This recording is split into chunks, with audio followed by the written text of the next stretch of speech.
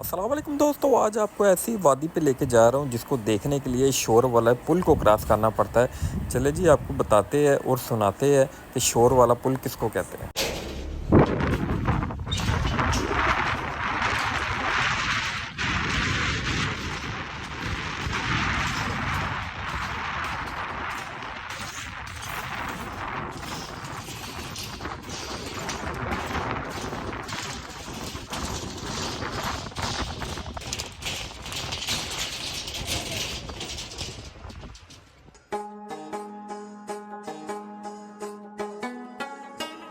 जी अस्सलाम वालेकुम, उम्मीद करते हैं सब खैरियत से होंगे।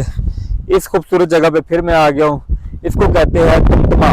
ये मैंने पहले भी वीडियो दी हुई है और ये खूबसूरत एक इसलिए है कि कम से कम भी 8 मंजिला है।